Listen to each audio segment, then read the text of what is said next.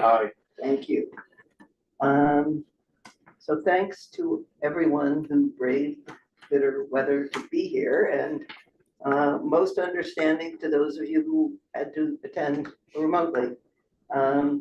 We do not have quorum in the room, but we also are not voting on anything.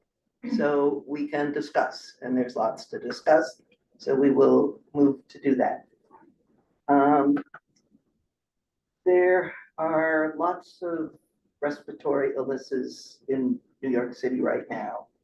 And the combination of that and the cold weather means that it's harder for committees to meet quorum. We've had two committees, and this is the third, failed to meet that bar this month alone. So we need to develop fallback plans if time-sensitive items cannot reach a vote because of quorum problems. Without a quorum, we can discuss matters, but we may not vote on them. We can call a meeting immediately before the full board to enable votes if we provide adequate notice, and for any committee that feels they have an item that is very time sensitive that they could not address, we can do that if we plan ahead for full board and give proper notice.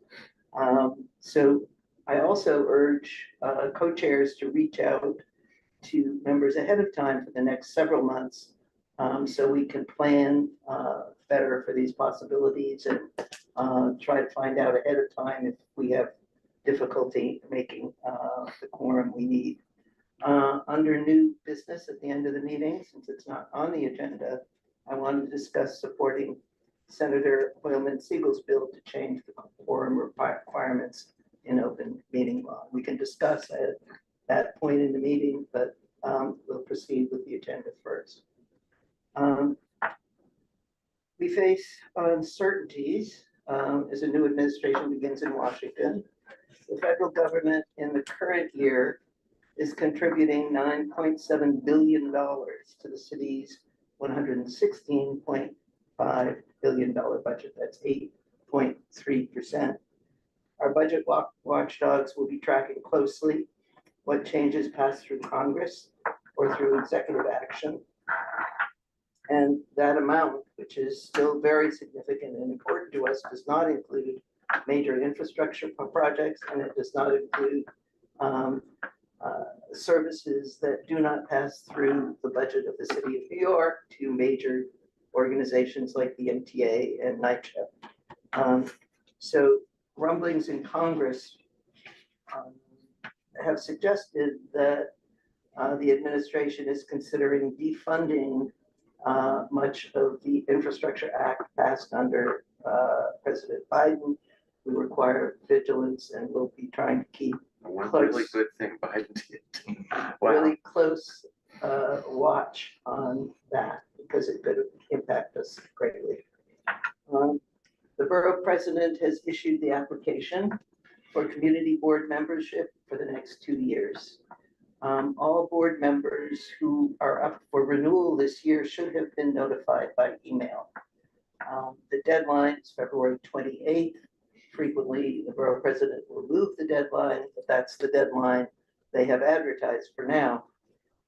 If you're unsure whether you need to apply, please reach out to me or to Max. The list of term expiration dates on the borough president's website is not fully updated, so do not rely on it. Rely instead on whatever email you may have received recently. If you have the letter of your last appointment, you can also check out the expiration date there. I'd like to turn this over to Max for the district manager's report. Thanks, Beverly. Not a ton to report. Beverly covered most of it, just two things. This is a reminder to take your board member survey. Thank you to those that did. It should take about 20 to 30 minutes. Maybe it'll be a little quicker if you're fast about it. And we are trying to get as many people as possible. You've seen a few of our reminders already. We're going to keep reminding you. And as a reminder, it's also anonymous. Let's see. A couple new and new-ish co-chairs have asked how they can communicate more effectively with their committees, and I wanted to say I appreciate that. So I put together a document. I sent it out to one co-chair so far, and I'm gonna soon in the next couple days distribute it to the rest of the co-chairs, including long-standing co-chairs, just in case it's helpful. So be on the lookout for that. And that's all I have. Thank you, Max. Roberta. Oh, Roberta, you have a hand.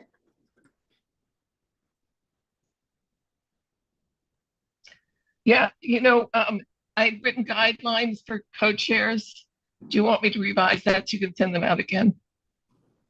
sure. I can also send the most recent one. I think we revised it a year ago together. But I don't maybe- think we put in about hybrid, so I'll revise it tomorrow and email it to you. That'd be very Sounds helpful, good. Roberta. Thank you. Thank you. You're welcome. Okay, public member nominations have been put in the folders for each committee. As of yesterday, we received one application for Health and Human Services, 3 for Housing and Land Use, 1 for BCI, 7 for Transportation, 3 for YEL, 2 for Budget and Strategy, and Preservation and Parks and Environment did not receive any as of yet.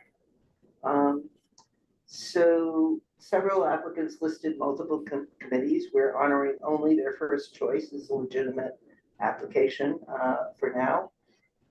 And if you have any friends or acquaintances who are interested, since Parks and Preservation have no applicants yet, those committees may provide your friend or acquaintance a way to maximize chances of appointment. And if it's Parks Committee, squirrels can apply, right? The applications for steering. Just kidding. So there's also a letter of guidance in the folder that was approved and voted on by the executive committee. You do not have to select a member if you have applicants at all. If you choose to nominate someone, please complete your choices by February 21st to allow chair review and notification by the end of February. And remember that if you choose to discuss with your committee during a committee meeting the applicants for this position, you must go into executive session first. It is a personnel matter and should not be done in public session. So any questions relating to this item? And just how would we turn off the YouTube or streaming if we're going to executive session? You announce that you're going into executive session. And just You turn off the, And me, Jesse, or Alex will then go do that. Just make Got sure it. that whichever one of us is there or all of us, Right. make sure we heard you, and then we will do the and various you functions. ask whoever from the public is in the room to leave. oh, got it. Right. Right. Can I ask- Just outside the door here? Well, if it's at the end of the meeting, they can leave. Right. If it's in the middle of the meeting, outside the door. Seema has a question.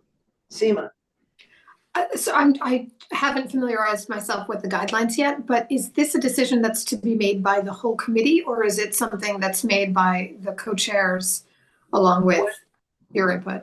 the way the final bylaw revision was adopted, it's made by the co-chairs, but you must consult in some way with your committee. It can be email, it can be on Zoom, it can be, on comments on a Google form. It can be however you want. Not in that executive session that you mentioned before? You don't have to do it in executive session. If you choose to do it in your committee meeting, then it must be an executive session, that's all.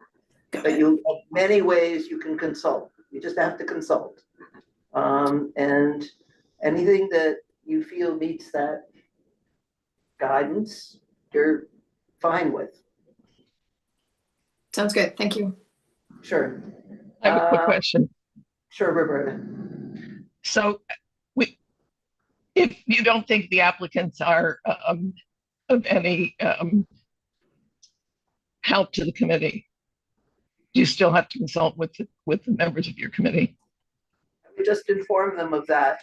Okay. Now, they have, because it's in your committee files, access to them and they can look at them. Okay. But you can inform them of the decision, and if they have questions or concerns, they should raise them with you. Okay. Elizabeth has her hands up.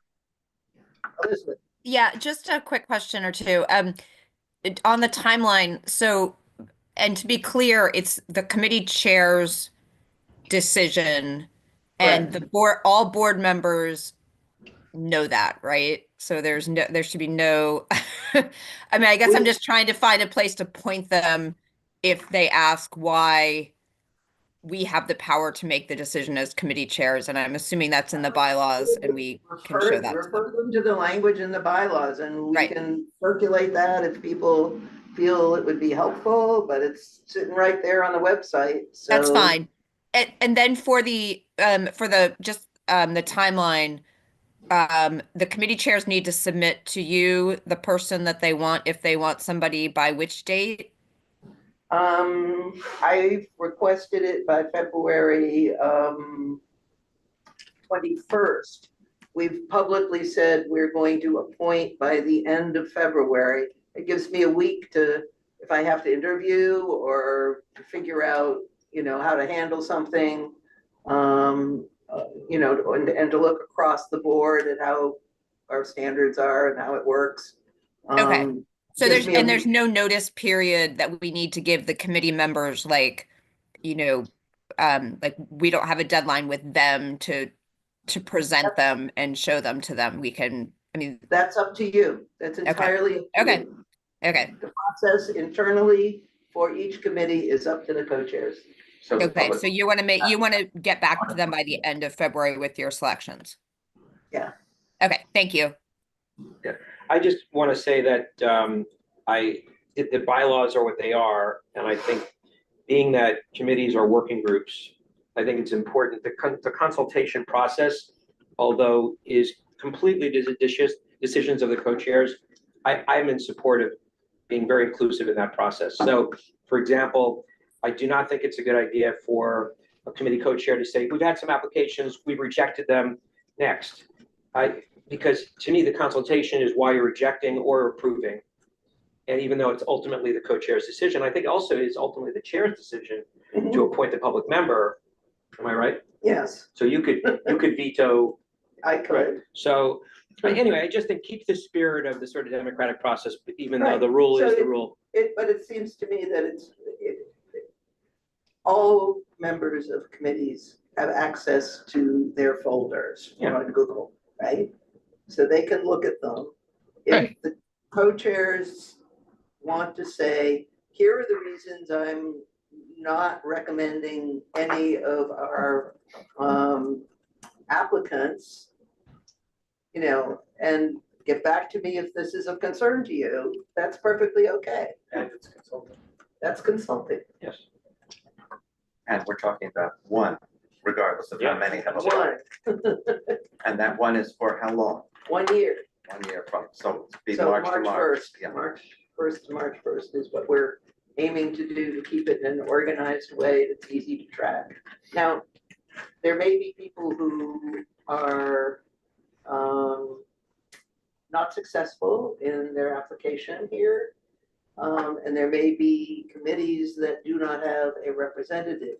We should think about whether we should run a second round to say, okay, there are these committees that did not receive applicants that are still open, and that would have to make the different months. Is there language in whatever we're giving to the new public members once approved that tells them this is a year, it's not an automatic renewal, you will be judged and all of that sort of thing? It's in the application, and we will also make sure that there is material that goes out to those who are actually appointed that makes all of that clear.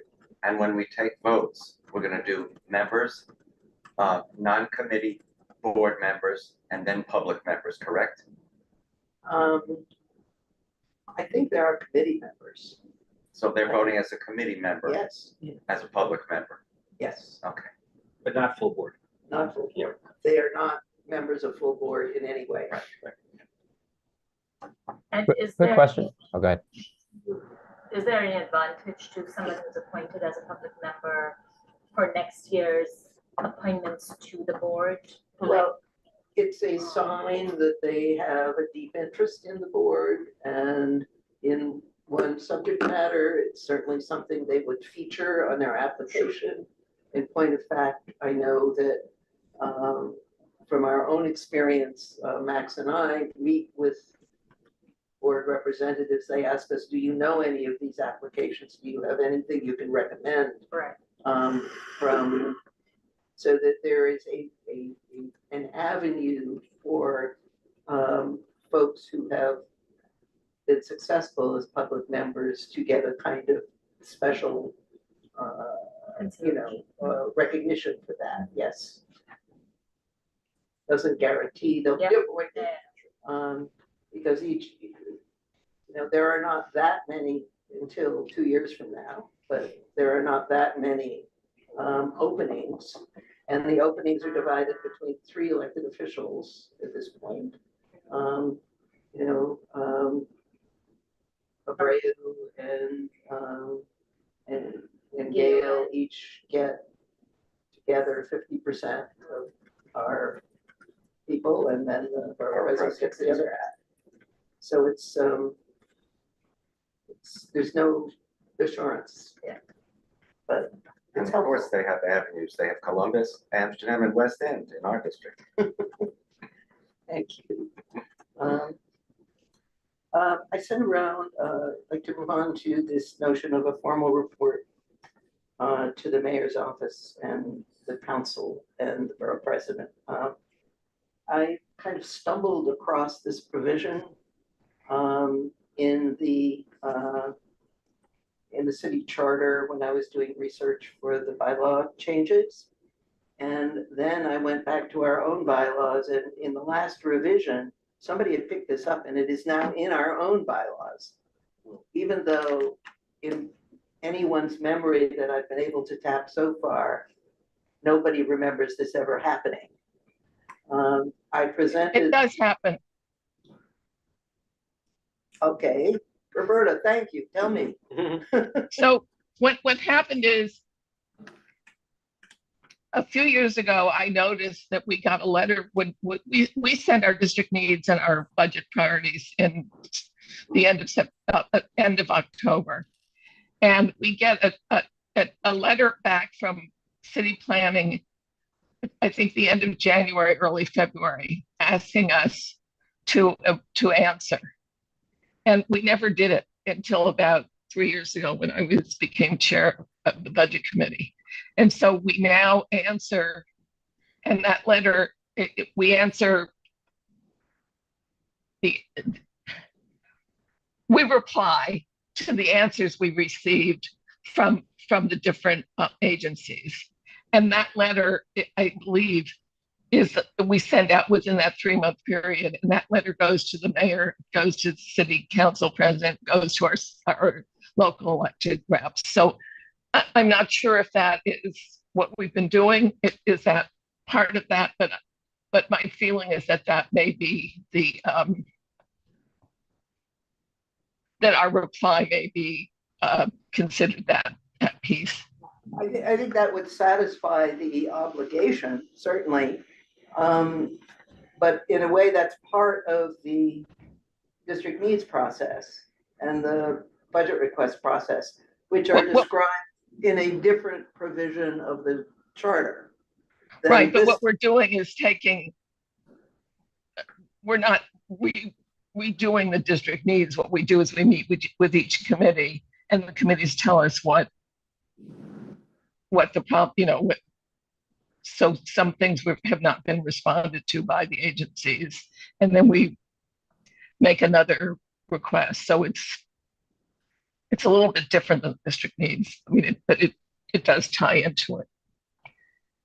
Okay. I think though, when I mentioned this process and read the excerpt from the charter to the borough board attendees, nobody had any recollection of ever having done it, right? So I think in the mind, certainly of those attending, this was something that was a little bit separate and a little bit different from whatever process has been sort of assumed by city planning as part of the district needs follow-up, if you will. I think it's something we could do and maybe make a little bit more of than we have in the past, and have it serve more our needs than just answering the questions that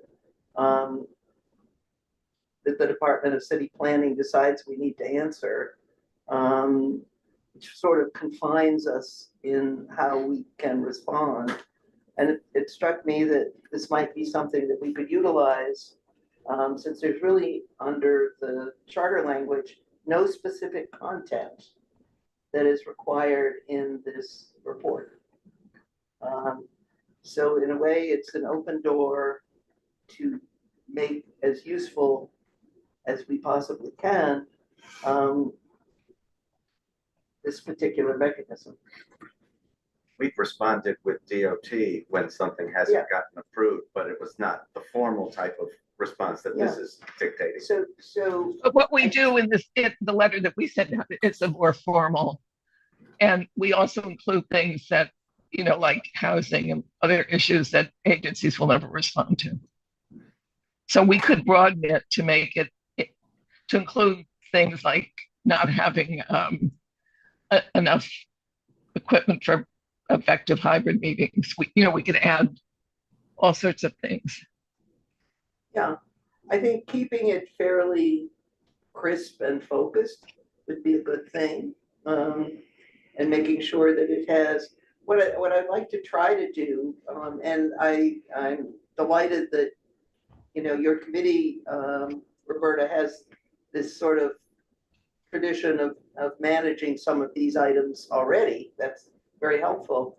But I'd like to see it get somehow more play and be something that committees actually kind of go through a process of thinking about what they want in the letter, and having a vote on it in our March board.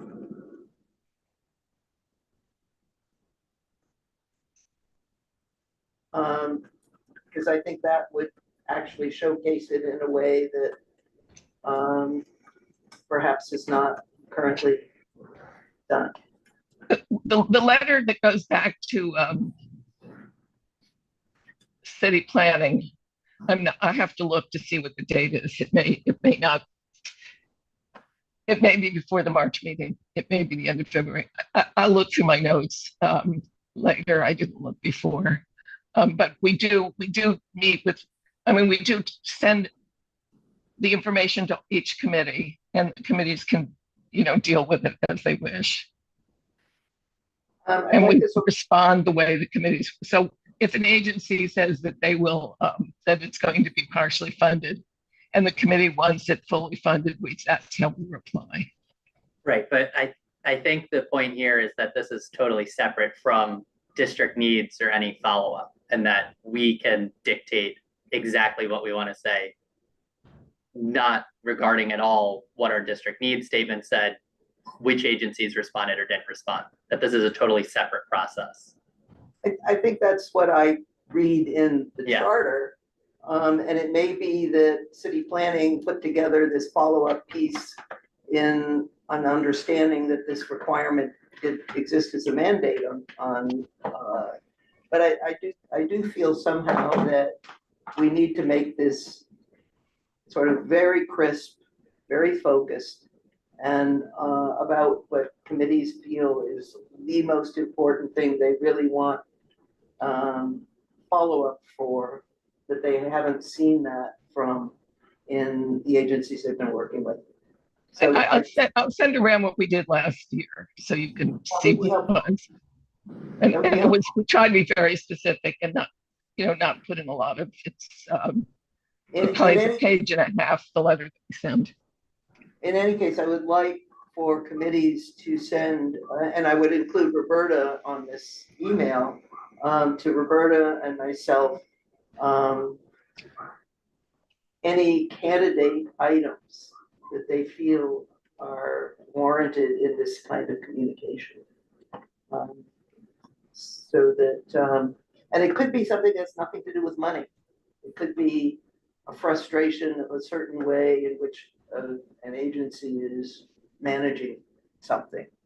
So We it have might many- have nothing to do with the district needs. It might just Correct. be a regular resolution that has been ignored by an agency. Or a process frustration, Mhm. or something that we really want to get We've some had a few attention of to. those. Yeah. Yeah, and so I would just ask that the co-chairs actually forward anything that comes to mind that fits within those descriptions. Roberta may remember this, but many years ago, we had all asked, and the upper part in our district of Riverside Drive was in just terrible shape, and Penny Ryan, who was the district manager at the time, helped write a response as to why it wasn't being fixed by DOT, and that was the last time I remember anything like this happening. And It that's also many- could be, Andrew, DOT is pretty responsive now, but it could be an agency that's not very responsive. And that might not get in the district needs. I'm trying to think of things that would be outside the district needs. Yeah. And it might be that, something came up after October that would Yeah. go into next year, but, is a problem in February or March. Yeah. And in a way, this would be timely enough to get attention during the executive budget cycle. So that if it were a budgetary matter, it wouldn't have to be. It could, in fact, fit. So I think it's an opportunity, That was like to definitely an opportunity. explore, making it a little bit more of a useful mechanism, since it's charter mandated, and we can say that, we're not just being, nudges acting on our own out of the blue. This is a charter mandate, so we should think about that. So anyway. Beverly, Yeah, it's also a way to educate our community I and our agree. constituents. So, it's useful in that way too. I think so, and that's why giving it some play in a board meeting, I think, would be very good. So it's, Hopefully it's not just for show, that it Yeah. actually will accomplish something. yeah, I think making it more meaningful. Is there a sample of No, some? because nobody knows what this is supposed to look like. And there's no description in the charter of what its contents should be. It's just described as a report. Are there other boards to do this? Maybe they The could, 12 Manhattan boards do not do they this. do not do I that. haven't gone citywide. Okay. So you've all effectively asked them to do more homework. I'm sure there's. But But it's I important. came out of that conversation and immediately got 2 emails from 2 boards saying, hey, send us the language. So there may be some who join in on this. I just want to underscore Max's statement about the board member survey. Murat did a fabulous job of pulling this together. It's very meaningful questions. Yeah, I just did it tonight. And You too? it's anonymous, so you can lay it all out there. How anonymous is it if your email is right on top of it? And I would say My this, words. Oh, if you do not take the survey and complete it, you lose the moral right to complain Yes. about the board. Mhm. This is your opportunity to really get things that are bothersome to you addressed. And, it's very easy to complain. But this is an opportunity to actually do so in a way that has a chance of making a difference. So But since it's anonymous, nobody will know if you filled it out or not. Right. That's why I said moral. Yes. Moral, No, moral, I'm being moral. silly. Moral. Sorry. Financial update, we have 2 pieces here. I will speak about the mayor's January plan that came out last week. And I turn it over to Kevin to talk about our own budget. Okay. Max, we can, There we go. excellent, I can thank you. So, thank you, Beverly. So if you recall, our budget. Yeah. Okay. So if you recall, our budget for fiscal year 25, which began July 1st, 2024 and ends on June 30th, 2025, we were allocated $432,000. Through the first 6 months, from January 6th, we've spent roughly over $240,000. The lion's share of that, no surprise, are personal services, which are salaries for our 3 employees. Moving along to the next column, we have a little under $192,000 left. And if you recall, we have some restricted items from various line items, one being rent, $42,000, the other one being $1,100, which are city cell phones, etc., which leaves a little under $149,000 left after what we've expended for the first 6 months of the fiscal year. What I tried to do in the next few columns is give an estimate of how much money we would have left for the remainder of the fiscal year or the remaining 6 months. So a column labeled expenses for rest of fiscal year 2025, if you notice on the personal services, $134,000 roughly, which are salaries, which includes 12 projected paid periods, plus there was one paid period that happened on January 3rd of this year that did not get included in the crystal report that was run through January 6th. Because what happens is the city does a freeze as they kind of review budgets. So that's $134,000. If you move to the next column, under OTPS of the personal services, we've included expenses we've incurred or expect to incur or have not been processed, which includes HVAC, rental for Colloid Media and the Airtable. So that, and then we had some other bereavement expenses in the month of January. So that's roughly $4,500.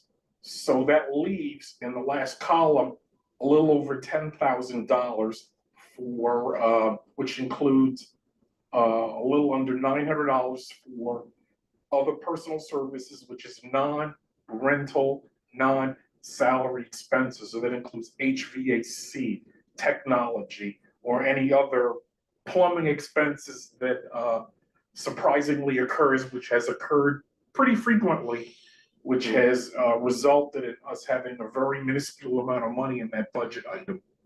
So I'll turn it over to Beverly to talk about the budget. Yeah, well, to sort of follow on from this, Max and I have been in email conversation with OMB. We asked for funding to be allocated in the January plan to address our shortfall in our other than personal services budget. That did not occur. Max reached out to them subsequently. They have told us that our requests are still under review. And we are hoping to have conversation with them in the coming week. I think, fingers crossed, we are going to be in very tough shape if we do not receive some relief on this particular issue. So much of it goes back to the fact that we really haven't had a lease in 4 years, and we are therefore incurring all kinds of expenses that normally might be rolled into a lease. We hope that will address it. We're still hopeful, but fingers crossed. Are we in contact with our landlord? Yes, and I think we've gotten some relief that way on the cleaning front, but not necessarily on the repair front. And as we get into spring and the air conditioning issues begin again, you could be very exposed. What about on the lease front? On the lease front, we have put in formally a request for a search. If you know of any spaces, we could perhaps get. So we would like to move. I'm not sure we want to move, but there are certain aspects of the discussions with the landlord here that may mean that we have very little choice if we want. They won't agree to anything other than the continued HVAC and plumbing costs being our own. And what I discovered is that when we got this space initially, that actually also was our responsibility. We put the HVAC in here and we renovated that bathroom with a special gift from council member or council members and other funds. And there was really no plan at that time for the long-term future of replacing these systems. And they want to. And unless we had a long-term lease rather than a month-to-month, it's doubtful that the city would agree to finance the capital dollars. Are the plumbing issues unique to this space, or do they continue up into the rest of the building? I'm not sure what they are. It's maybe both, but actually what happened is about 4 years ago, the residential component of the building was sold off. So this section is owned by a different owner. Yeah. So it's not like it's the same person. How many square feet is this? I forgot off the top of my head. Eyeballing 3,000, Yeah. So 2,500. it's larger and in a way more commodious than most community boards have. Most community boards are in street level storefronts. So giving this up could be a problem. On the other hand, we are in a no-win situation right now. So we'll have to see what happens. We don't have a must be out by date. No. No. The mayor's January plan and preliminary budget for FY 2026 were announced last week, and all of the material that's been produced so far has come out of OMB in the mayor's office, and it's therefore very much cherry picking the good news. And we wait the analysis that the independent budget office and city council and the controller and others do of this plan for next year to begin to understand what's in the weeds. The summary did flag a number of additions to next year's financial plan that address issues that we have raised as a board. And so I just wanted to list a sample of good news, or what seems so far like good news. $225 million added for school nurses. That was a big one. 64.2 million for supportive housing. 325 million for PEP's rental vouchers, city vouchers. 3.9 million for daylighting intersections.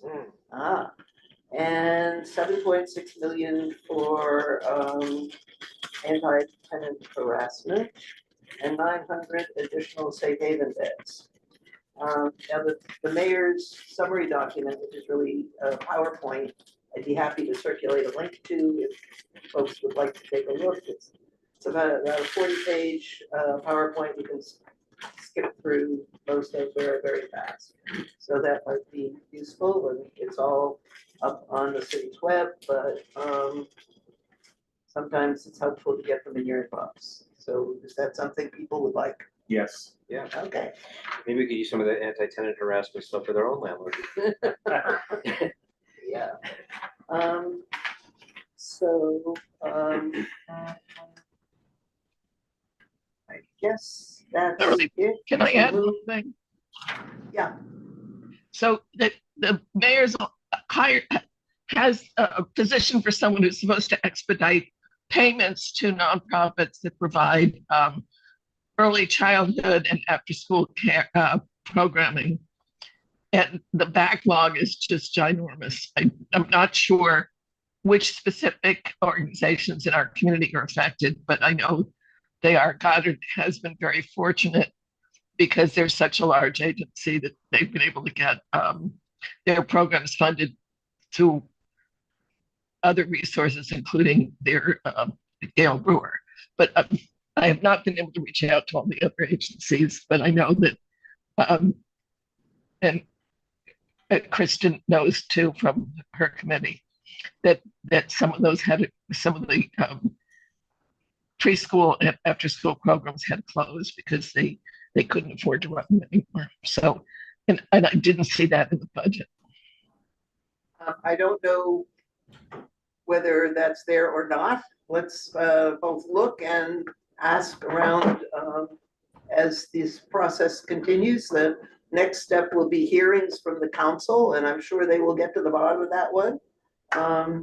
So we should keep an eye on that for sure. I did happen to watch hearings at city council about, I forgot who the chair of contracts is, but it's a big topic citywide. Yeah. Yeah. I mean, it's, and I know the controller has weighed in on this as a problem as well, although the controller is registering contracts as part of the problem. So we'll see. We should move on to updates from committees. So we get a kind of a handle on what's to be expected full board. So transportation. Andrew, do you want to, I mean, we have 3 items on the agenda. Andrew, I don't know if you want to go through 3 of them. The most, Sure. I guess the one that prompted most conversation was on the left turn intersections, left turns, which will be laid out in a resolution we'll have in Drive by Friday. And then the synagogue at 76th Street, 76th in Amsterdam, I believe. And then also the plastic bollards all over our streets. Those 2 were relatively non-controversial. Andrew, please weigh in because I went quickly through them. The left turn was a much more generous resolution initially that we would ban all, if we would have to have special light placements, special traffic movements in every left turn from every avenue that was turning into a one-way street. 2 ways are a whole different ballgame. And so we thought that was a big ask. We asked DOT, who was on the meeting with us, and they asked us to narrow it down. And so they will bring us the 5 worst intersections in terms of safety that meet this criteria, and we will then produce a resolution to ask for this special light and movement treatment for these 5 intersections. And we'll start with those. If those are successful, we will obviously expand it to all of the intersections that meet these kinds of things. The other was a surprise to us, was brought to us at a late minute, which was DOT put no parking signs in a place next to a synagogue on West 76th Street that had long had them. And this was a surprise to them and to everybody.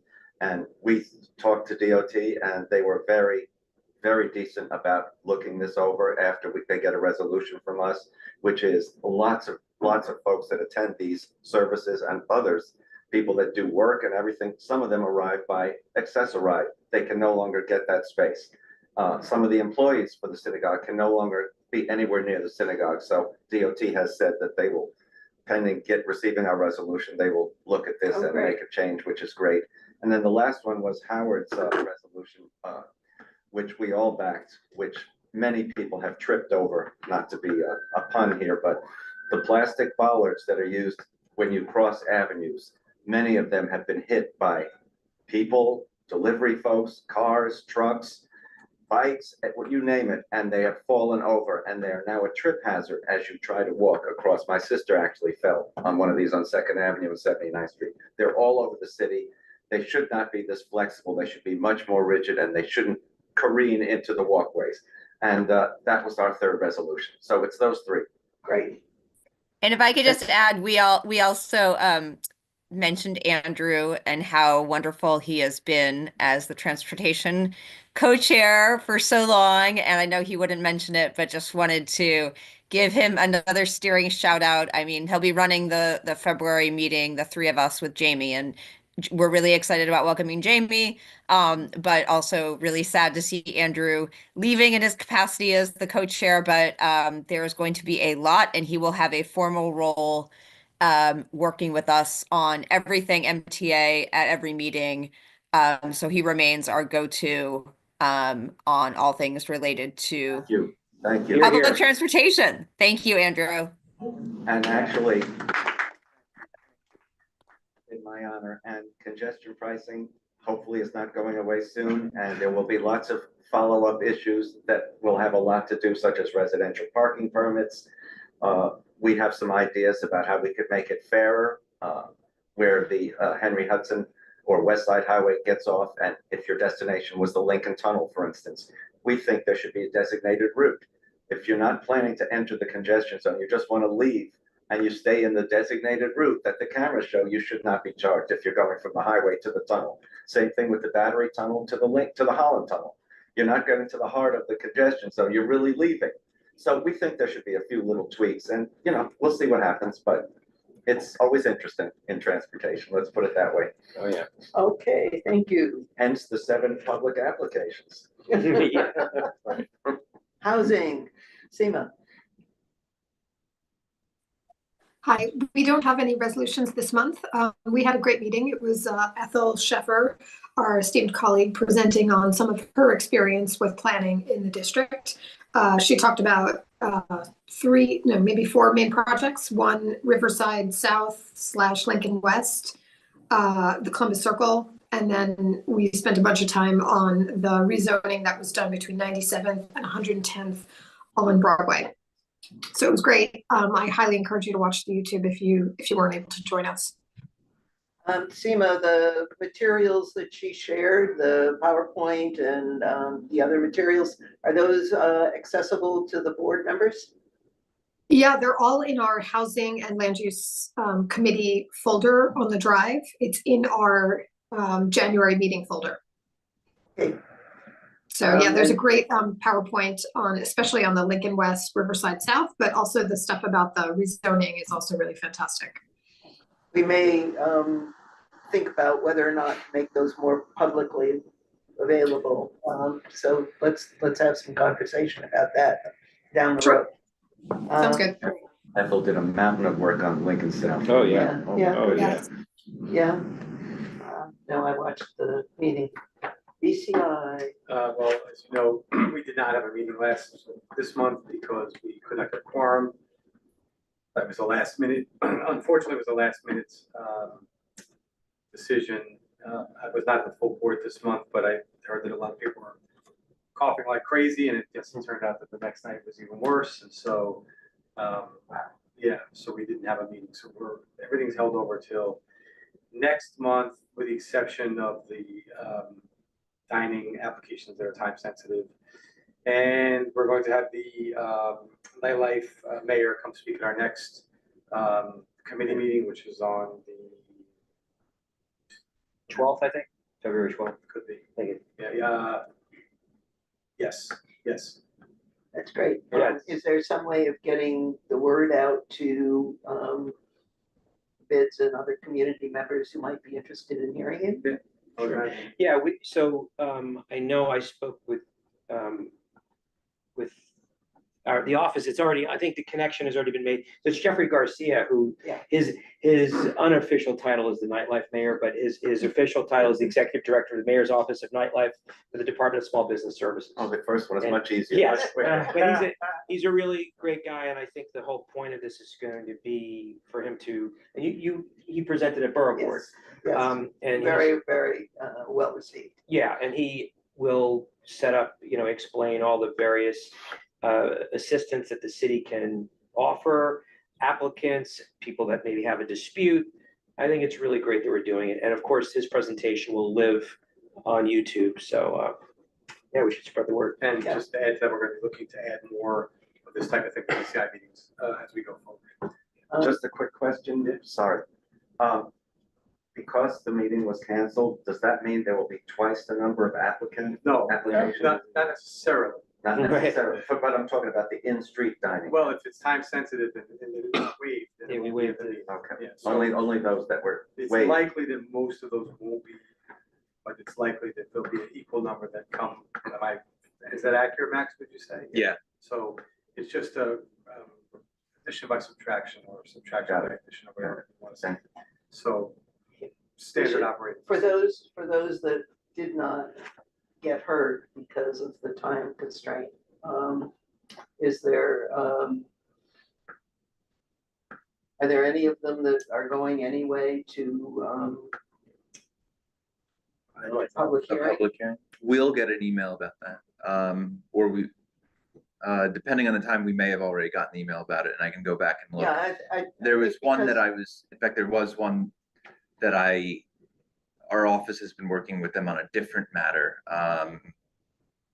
But. There must be some, because it's gonna be 30 days difference. Yeah. Right. No, it just seems to me that if there are some that DOT is doing the public hearing on because it falls within their requirement to do that, street ones, I guess, then we should somehow make that knowledge available publicly Okay. on our web or something, so anybody in the public who Wishes to make a Wishes- comment, yeah. to comment has an avenue to do so, even though we were not able to provide that. Okay. Yeah. Isn't that what the meetings are for anyway, that anybody wants to? Yeah, but it's a lot more difficult for us folks on the west side to necessarily get to a DOT downtown. No, I didn't mean that. I just need to come to our, yeah, I understand what you're saying. Okay, I was saying to come to the committee or the full board to voice those, even if it's not in the same time period as, Yeah, but I- There's some meetings that will not, as, at least not triggered by us, because we haven't called out that a hearing is necessary. In some cases, there will not be a hearing, because we didn't, unless it was invoked by the city. Unless we found a problem with the application. If we found it right, but if we didn't, we waive our right to opine on it. Right. If the city wishes to pull a public hearing, that's their business, but We've seen some where the city we may have not heard it, or maybe we didn't call, do the thing that then results in a public hearing, but the city is still then they did it anyway. issuing a public hearing. I think that's what Beverly is Yeah. saying. That's No, what we should my extra notice. understanding is that they are required to do public hearings on, I think it's just the street ones. I don't think it's just, Not the sidewalk, the not the in-street. sidewalk, the Right. in-street Yeah, the ones. roadway, yeah. The roadway ones, they have to do a public hearing regardless of Yes, what we I think say. they do. So for those, and those are more likely to frankly have public concern. So where we can't get to them and hold some kind of forum around them here, it'd be great to just let our public know there's a public hearing, where it is, when it is, how they can, give their point of view. So the ones that didn't get heard, that are in-street dining, for the January BCI meeting, some of those will go to the February BCI meeting, but some of them probably met their time limit and. We can't, yeah, we are. missed the window, yeah, we Yeah, missed the window. it's just, I think there's a role here to use our website. Yeah. And do what we can to make that available. Public comments. No one is here for YEL. I don't believe. No. No. And no one is here for HHS. I got word that neither, Sarah Lee was gonna try to join by Zoom, but she had another board's meeting tonight and Shelley was not gonna come. Okay. Parks. Yeah, our meeting got canceled at the last minute due to lack of agenda items. So we won't have anything to present at full board next month. But we do expect to have a relatively busy committee meeting next month. Stay good. But not anything for full board? No. Okay. Preservation also. We, at our meeting, we were able to finalize and approve our new materials to send out to applicants, which hadn't been updated in God knows how long. So hopefully that will be really helpful. And we had 2 items, no public feedback on either of them. So I think it will be fairly straightforward at full board. That said, one of them is like to legalize work that was done not in accordance with a permit. So it's slightly more complicated than some of the normal things we see. So resolution or no resolution? Two resolutions. Yeah. And budget and strategy? Roberta? So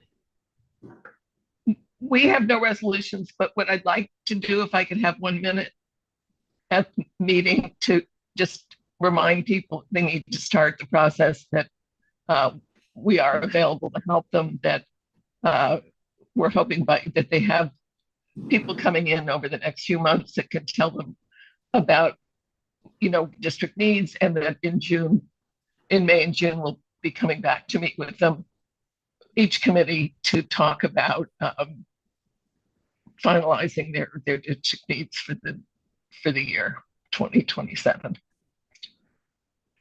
2026.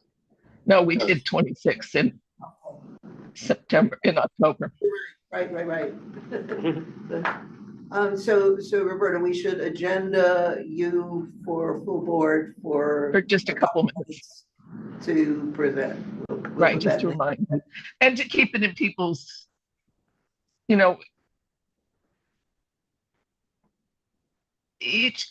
met with each committee, and we want the committees to keep working on, inviting the agencies in, inviting the stakeholders in, inviting, other people who can inform them about what's happening, so it doesn't all happen, 22 minutes before we have to press the send button. Great. That we can do. And also in January and February, we will be reaching out to them about the letter to the agencies. And is there any news you'd like to share on the senior task force? On the senior task force, in February, Brad Hoyle and Siegel will be coming to talk about what's happening in the state legislature. March, we haven't decided yet. In April, someone from Congressman Nadler's office will come and talk about what's happening federally and what if they know what's happening. They've been very, very helpful. Shula from Gail's office and I have been working on a sheet about scams to kind of help seniors deal with scams. Scams have gotten even worse than they were 3 months ago. Yeah. And they tend to scam seniors. And yeah. The other big problem is food insecurity has become a major problem for most of our senior centers and across the board. Right. Okay, that's a heavy load there. Yeah. Thank you. And I'd like to just get into one. Anybody have old business?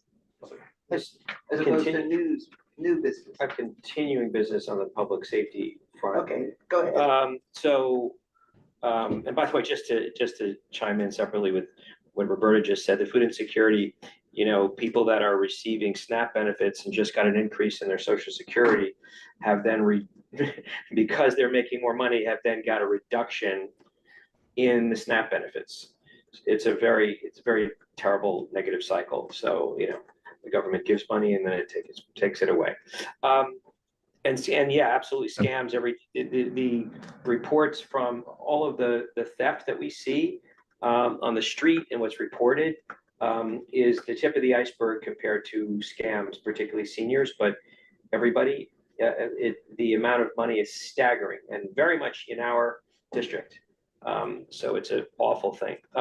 So I've been jumping up and down for about 2 years about this tool that the district attorney has, and with all respect to our district attorney, has not been using it, in my opinion, as best as they could compared to a couple of other DAs. Well, finally, the Manhattan DA is be really good about this. And what this is, in brief, is we've all read about retail theft, and under $1,000 is a misdemeanor. But we've also heard about recidivism where people are stealing from stores 20, 30 times, and there's not a heck of a lot you can do about it according to what's on the books. So a tool that has been on the books, which is now being utilized, is this thing called the trespass affidavit. And of course, they should be used responsibly and not all the time, but in certain circumstances where you have an individual that is a recidivist continues to target stores, the store, in conjunction with the district attorney's office and the police department, can issue a trespass affidavit saying you are not allowed at this store anymore. And if the individual comes back to the store, they are trespassing. And if they steal from that store, it's even more serious. And it goes up to a Class E felony.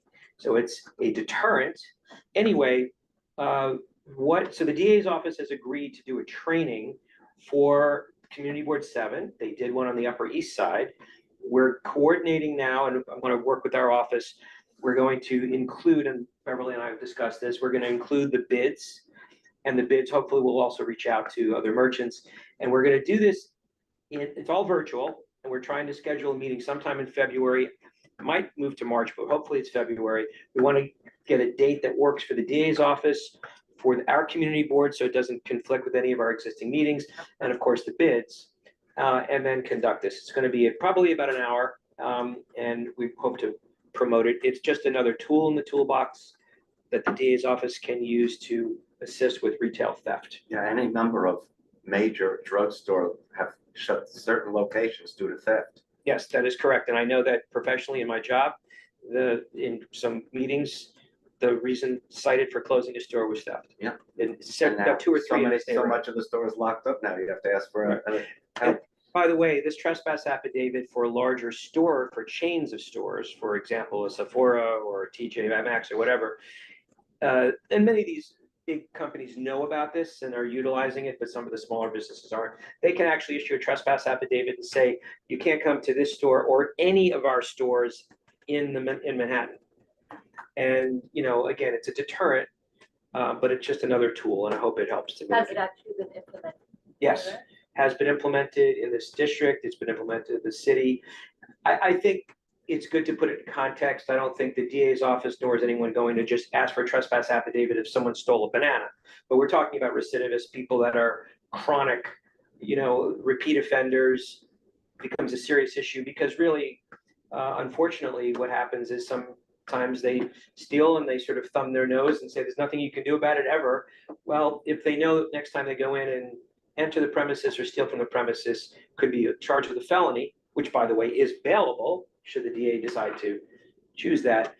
I think someone may think twice about it. The wording you're using is interesting because there was an MTA police head who wanted to allow, well, not allow, but if you were caught beating the fare 3 times, you would be banned from the system for a year. And if you were caught in the system during that year, you would be considered trespassing. And that has that much steeper penalty than fare evasion. But that never went through though, did it? Yeah. Thank you. And that will be a wonderful kind of addition to the schedule when we can make it happen. I did want to address one new business item that really addresses the problem we've been facing this month. Now, last year, Senator Holman Siegel carried a bill and never made it through the system that would have changed the open meeting law quorum requirement from 50% to 25% in person. Still have your quorum requirement, including those who attend remotely, but only 25% In person. would be in person. And the rest could vote. And the rest could vote. But you couldn't do business without the 50% in person. And that's been obviously for our committees a difficult bar to meet, particularly in the middle of flu season and cold weather and so on.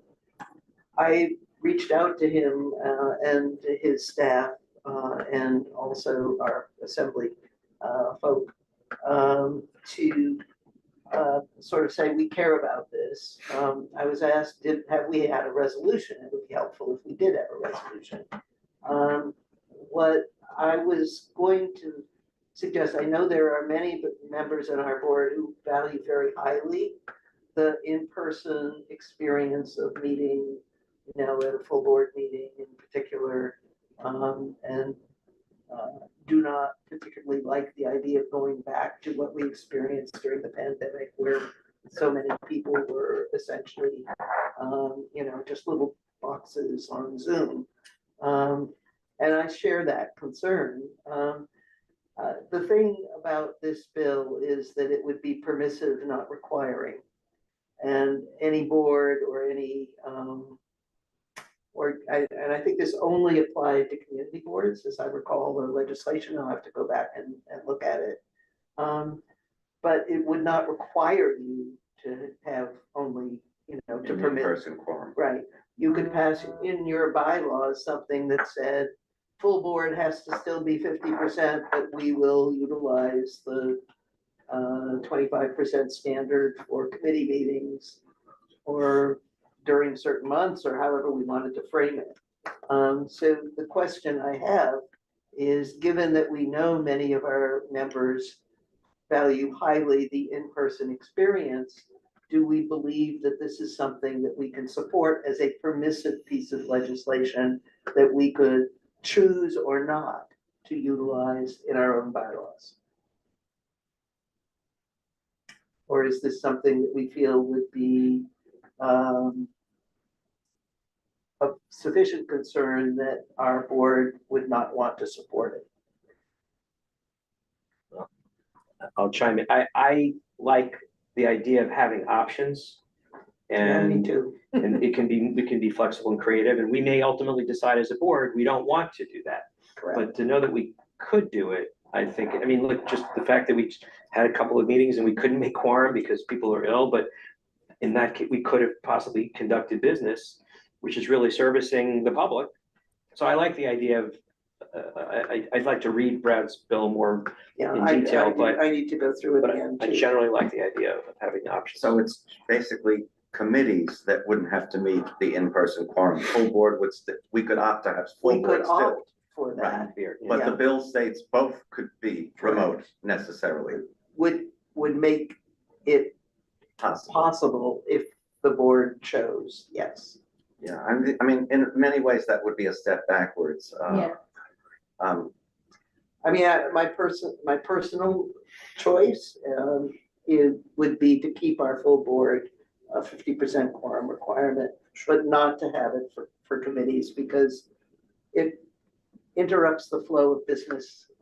We can't perform the approvals or the, you know, reviews that are essentially our legal obligation to do. I'd be curious to know of the number of committee meetings we held, for example, last year, how many got canceled because of this issue? A handful? I could find out. Yeah, not a ton, So yes. it's such a small number to me that doesn't, I don't think that that's something that, I just think that offering the people the opportunity to not come to the meeting creates, this is part of what I was saying in my anonymous survey, sort of, is that it provides people the opportunity to not come and have that personal interaction. And I think that we lost so much not having that personal interaction, even if it's just sitting next to someone and saying hi and just catching up for 2 seconds. And I think that we build a better board if we get to see each other in person. I think letting people not come to meetings, we lost, like, we're still climbing out of that hole, I feel like. And so to me, From the pandemic. yeah, and so there was nothing we could do about that.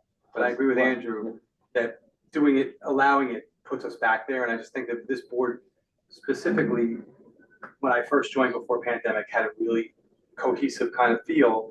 And then we lost a lot of that in the pandemic, and it's building back. And we lost the public to the ability to And come. they don't even sit with come, us yeah. and comment. And I think that hurts. I think that hurts the board overall. That's my feeling. Elizabeth's hand is up. Elizabeth, go ahead. Yeah, I just want to echo, you know, again, I agree with Andrew and Josh on this. I've noticed a big change, and part of it is just, I think, the, you know, we're getting newer members, and a lot of the newer members, have no idea what, sort of like the idea of board service of being how much you have learned, how much I just personally feel like you make a decision to join a board and there's going to be a time commitment and it's going to involve being in person. Of course, I'm saying this as somebody who's not there tonight, so I have a reason. But my point is just that, I could see this getting into a situation where it becomes like the norm to just all of a sudden move to being virtual. And a lot of these folks have never had a chance to like tap on Ethel's shoulder and be like, hey, I just learned, learning from some of the people on the board and interacting with them. And I agree with Josh. I think that's entirely why, or at least a good portion of which is why the morale sometimes is a little off. People just don't know each other. They're seeing each other on screens and not getting to know each other in person. And the community piece too, Andrew, that's exactly right. Like I really I put in my survey that I think we should have community members speak first before the board members speak when we discuss an item, because we just let them sit in the room. They take the time out to come to a meeting and they don't, and they're there to hear and to contribute. And the board members, we're sort of at the community service. And now we don't even see them half the time because they just join on a Zoom screen and we have to be, we hear from the board office, from Jesse or whomever to let them into the meeting, but we actually don't even see them on the Zoom screen about who's like in the room. And I really miss that. So on the committee side, I mean, I definitely think we should do everything we can to encourage being in person as the norm, as the rule, and then these other things as exceptions. So Zoom is the exception. Sure. I would just flag that I think that remote participation is not always just due to illness, right? Like I know we're saying last week, okay, it was an illness thing. Like me, like if you're sick, I don't know why you're, deciding to spend 2 hours at night discussing something. So I would just push back to say that remote participation being extended and easier will make it a lot easier for more people to be on this board, I think. I think actually we have serious problems with in-person requirements, making it really challenging for people to be able to commit to be on Community Board 7. And I hear what people are saying that, oh, it's the conversation before the meeting starts or after the meeting starts. I kind of find that hard to believe that benefit outweighs the ability of folks who, have jobs that mean they can't make it here at 6:30 because they finish work at 6 or they have to travel for work. I think there's a wide variety of things. And as one of the younger members on the board, it's something that a lot of us look at as really critical to our ability to function on CB7. So I would just say that there are real advantages to allowing people to participate remotely. And for me, I kind of have less of an issue with people saying, oh, I need a waiver, than the people who don't tell me that they're not coming to meetings, like don't respond. Like that makes it harder for me to be chair when people don't say that they're coming. So I would say, like, before we say, oh, the real issue is remote versus in person, like there are people who don't come to meetings, and that's a bigger issue to me. I would be very happy if they were online. I want them to be there. They're not showing up at all right now. Our community doesn't have that issue. And Elizabeth has her hand up. Can I just respond really quickly to that? I mean, I take some real issues here, and I don't want this to be a discussion tonight about in-person versus remote. I know that's not the purpose of what we are discussing necessarily, but I will say, like, I don't think it has to do with younger members versus old members. I was a young professional woman working in a corporate job, and I knew I had to be at the board office at 6:30 for meetings. And that was a commitment I made, and I knew by my employer. I had to tell my employer I had to sort of buck up and go. And I benefited from that. So I don't think it was a question of somebody who's young and working. I think I personally think that when I'm not in the room, I am much more distracted. I am much less able to take in what happens during a meeting, which is what is part of board service. Board service is not being in front of a computer screen when you have the opportunity to, click your camera off or go cook your dinner or go do something else to multitask. Everybody is busy. And I just really take issue with people who make it about, the younger generation, we're going to lose the younger generation because of a time commitment. I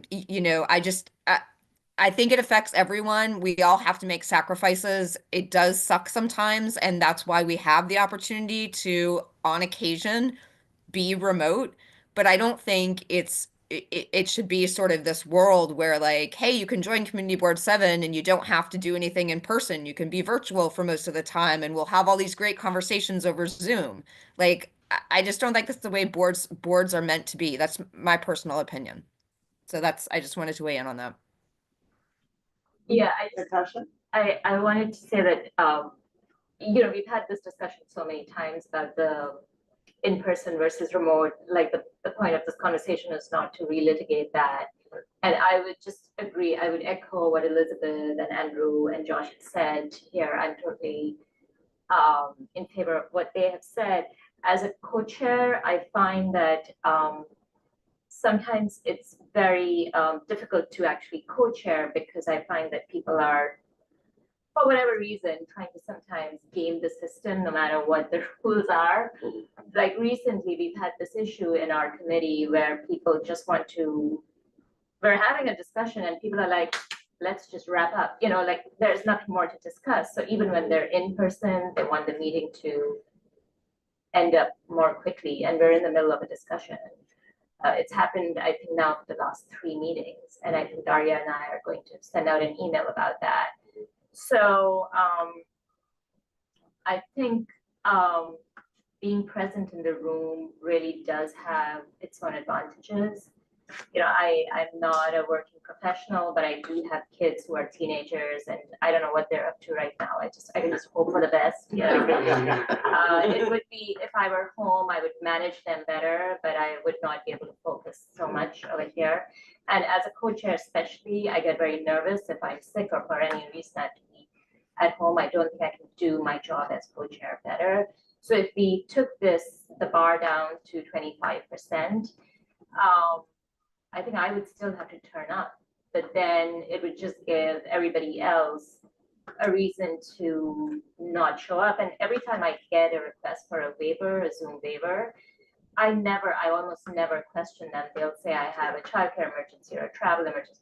I just take their word for it. Because it happens infrequently. Yeah. And I know that we'll still have 50% of the people. We'll still be able to make quorum. So I would just stay. And just to add back to what Elizabeth said too, is that, and the people who were here before pandemic, just correct me if I'm wrong, but I feel like that, it seems like now at full board, we tend to have 40 people at a meeting where previous we had usually almost everybody would show up and we had tons of people from the public that would show up and it just made the meetings better. And just to add to what you said about, having to come and adding, the waiver, people want a waiver and it's great and okay, they fail. But I mean, you just trust people that they're right. But you grant it because you're in. But I feel like, and I've used this myself when I was flying home last Tuesday, and my flight arrived at LaGuardia at 6. I probably could have made it here by 7, but I took the waiver for travel. But if I had known that there was not an option to do that, my flight I probably would have made earlier. But I took advantage of that situation. I'm admitting this because it's the truth, and I feel like that I'm not the only one who does that. And I feel like that hurts the board in a way. I really do. And I did it because I'm allowed to. That doesn't mean it's right, but I'm saying this. I think it happens more often than not. So I would not be in favor of this kind of thing. So this is an interesting conversation and it's helpful to me. I'm not sure where to go with No, this. of course. Take an earlier flight. Like this, right? Well, just to go back to the original core of this discussion, the question is, so Brodheim and Siegel has there's proposing a bill, New York, a state bill. This is not just for Correct. Manhattan or even the 5 boroughs, right? But my sense is that this is a distant recall now, because I didn't dig it up and read it again, but it was applicable to the community boards of New York. Okay, so I guess the the core of this discussion is, do we want to support Brad's bill? And even if we did, and it got passed, we could still say we will not permit We a could change make our to. own decision And embedded in our bylaws. The language and in that the would- bill allows individual community boards to make their own rules, basically. Well, it does now, but within the framework of the 50% quorum, yeah. And you could make your own rules in light of whatever those guidelines were. You wouldn't have to adhere So, to anything. Under the proposed bill, would people need to be granted a waiver, or they could just decide to do it from home? I think you'd have probably still have the formal waiver situation, but the waiver would permit you to be counted for quorum. Yeah. Up to. a So certain more point. people would obviously do it, That's right. because they would, you do it from Is the this bill- comfort of your home. Is this bill in draft form yet, or it's just a It was concept? last year's draft. I don't know what. Did he do this because he got requests from community Yes. boards? Yes. Yes, absolutely. Okay. Look, there are community boards out there who want to be completely virtual. I don't share that view, You but don't really interchange with the public very well doing that. So there are 52 boards in the city? 59. 59, excuse me. Yeah. Well, I'd want to read, devil's in the All right, details. so I want to read the bill. I do not take away from this that there is a sort of a pathway to make any changes at this point. And I We'll will read not- the bill. Let me try to find it and circulate it. Thank you. When you say, excuse me, pathway, this is steering, and we have 50 board members. So, Right. With mostly 37 showing up. well, you're right. My point well taken. 40-ish. Okay, but you know, Yeah. oftentimes it's 37 to 0 to 0 to 0. Well, the weird part of it is you have people in the room who don't vote. I have never understood that. It was reintroduced this year. It was Yeah, it's S 45.5. S45.5. Thank you. Look it up. So we're tabling it essentially? I mean, Yeah, not we're, mixing it, no, we're not doing anything with We weren't it gonna because take we it. weren't gonna vote or anything Right. anyway. We couldn't. It was, Yeah, we couldn't. We couldn't. Because so, we don't have a quorum. it was for discussion as new business, that's all. Yeah, to And be we discussed. continued. Right. Okay. I had a question Sure. about, sort of related to this. So what you said earlier in the meeting, that if for any reason we're not able to come up with a quorum and we have to meet separately, right before full board. So what does that mean? The agency that's in the room to present at the committee meeting, they present on the day of the committee meeting, and then we vote later on, because it's very difficult to Yeah, get. it's not ideal for sure, We've but, done it, we did it with the PCI. but it's a So what way, you had the agency had a- present. Well, we'd have a pre-meeting, like, it was like an extended committee meeting that we would have before, because someone was late. Yeah, I know, but, so you cancel the meeting, or you tell the people who are coming in to present, you tell them to reschedule for no, the day of the, you'd announce the a full committee board. meeting for 5:30 or Right. 6 yeah, before the full board meeting. yeah, You do the business of voting if you're able to do it in the limited time. yeah, It then can, if it's been placed on agenda for the full board, subject to committee vote, right? Yeah. And approval, then it can be voted on at full board the same night. and that's assuming that the agency or whoever is presenting it is also available. Yeah. That evening. Yeah. To come and present. So a lot of ifs there to make it work, but it's an avenue we should understand exists. We also should think about what role committee co-chairs should or may take in terms of ensuring that you do meet quorum. You can deny a waiver. It could be that confronted with an absence, folks might decide to show up, so, Or they might just say, I get 6 and I'll just take my chances.